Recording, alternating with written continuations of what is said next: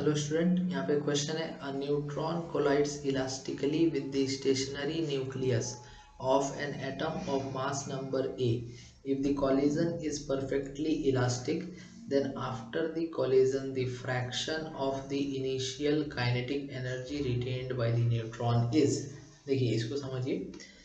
जैसे मान लीजिए कि एक न्यूट्रॉन है और वो जा कर के एक न्यूक्लियस से, स्टेशनरी न्यूक्लियस है, उससे कोलाइड कर जाता है। तो मान लीजिए कि ये जा रहा था यू से, ठीक है। तो यहाँ पर आपका u1 इक्वल टू यू है और इसका u2 इक्वल टू 0 है। ये जा करके इससे कोलाइड कर जाता है।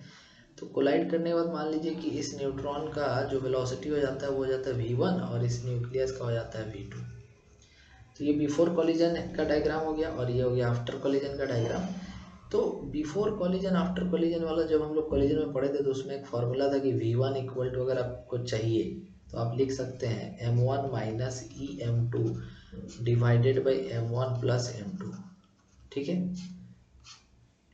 Into u1 plus m2 plus E m2 divided by m1 plus m2 into u2। ये फॉर्मूला था v1 के लिए और हम लोग केवल v1 से मतलब है। अब बोल दिया कि कॉलिजन जो होगा वो होगा इलास्टिक, मतलब कि E का वैल्यू आपको लेना है 1। तो E का वैल्यू 1 लेंगे अगर आप तो ये आ जाएगा।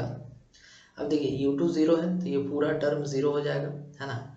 ये वाला टर्म केवल आएगा तो m1 minus m2 divided by m1 plus m2 into u1, है ना। अब देखिए मास के बारे में बोला है कि यहाँ पर न्यूट्रॉन कोलाइड्स इलास्टिकली। मान लीजिए कि न्यूट्रॉन जो है उसका मास हम लोग मान लेते हैं, मास ऑफ न्यूट्रॉन हम लोग मान लेते हैं n, ये m ले लेते हैं, ठीक है।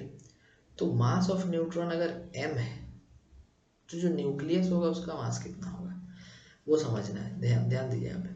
जैसे देखिए जो न्यूक्लियस होता है उसमें न्यूट्रॉन भी होता है और प्रोटॉन भी होता है। ये दोनों मिल करके उसका एटॉमिक नंबर आता है मास नंबर आता है ए। क्वेश्चन में गिवन है ए मास नंबर है, तो उसमें न्यूट्रॉन का मास और प्रोटॉन का मास दोनों होता है। तो मास ऑफ द न्यूक्लियस मान लीजिए कि mn है, तो mass of the nucleus is mnu which is equal to mass of neutron plus mass of proton. और हम लोग को पता है कि मास ऑफ न्यूट्रॉन और मास ऑफ प्रोटॉन लगभग सेम होता है ना। तो अगर आपका मान लीजिए कि इसमें नंबर ऑफ न्यूट्रॉन्स जो है यहाँ पर वो n है, तो n into mass plus number of protons अगर p है तो p इंटू मास। तो मास ऑफ न्यूक्लियस क्या हो जाएगा, total mass of the neutron plus total mass of the proton, और mass of proton neutron same मान रहे हैं तो n plus p into m हो गया, है ना।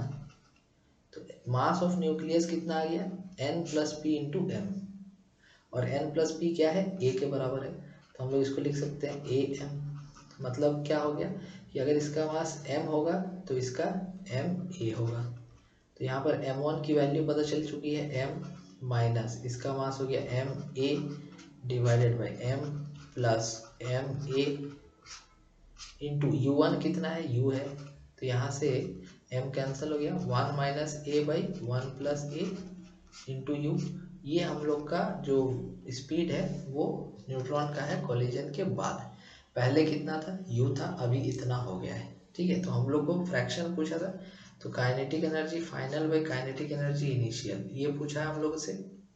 तो देखिए फाइनल वाला हो जाएगा हाफ m v1 स्क्वायर और इनिशियल वाला हो जाएगा half m u square. Half m cut गया तो v1 कितना है, 1 minus A by 1 plus A into U का whole square divided by U square. अब यू स्क्वायर भी कट जाएगा तो कितना आएगा, 1 minus A by 1 plus A का होल स्क्वायर। यही फ्रैक्शन ऑफ काइनेटिक एनर्जी वो रिटेन करेगा। दैट मीन्स कि जो ऑप्शन होगा 1 minus A by 1 plus A का होल स्क्वायर, ये ऑप्शन नंबर 1 इसमें सही ऑप्शन होगा। Thank you.